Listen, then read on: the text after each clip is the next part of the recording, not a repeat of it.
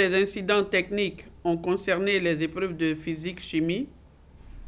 Ils ont été corrigés sur instruction du ministre de l'Éducation nationale et de l'alphabétisation, Madame le professeur Mariatou Koné, et dans le respect des procédures en vigueur. Les mesures adoptées ont donc permis de préserver l'équité et la validité de l'ensemble des sujets dans les 3 zones de composition.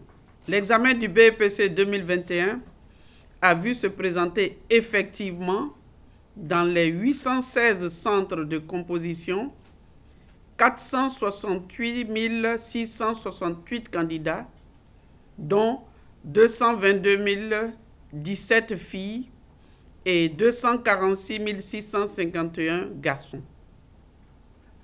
Dans cet effectif de présent, 193 398 ont été déclarés admis, soit un taux national de réussite de 41,27% en 2021 contre 53,17% en 2020. Le taux de réussite nationale connaît donc un recul de 11,9 points par rapport à 2020.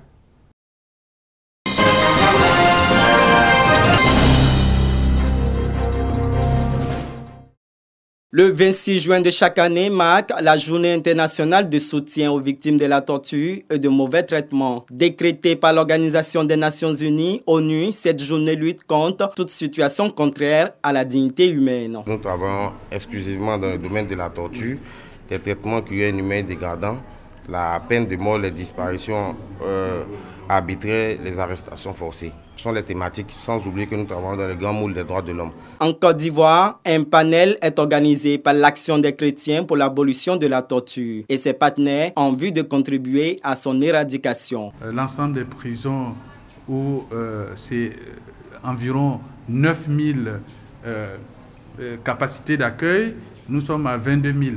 Il y a une grande surpopulation et dans ces conditions, les gens ne peuvent pas dire qu'ils vivent bien leur peine. Ils ont droit à la justice et à la réparation.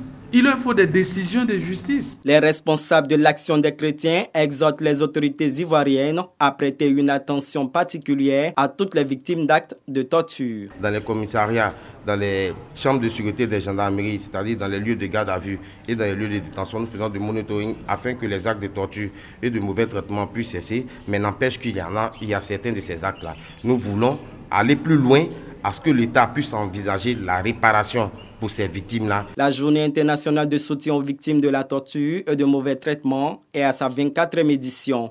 Cette année, les réflexions portent sur la restauration de la dignité des victimes, notamment les voies de recours en droit ivoirien.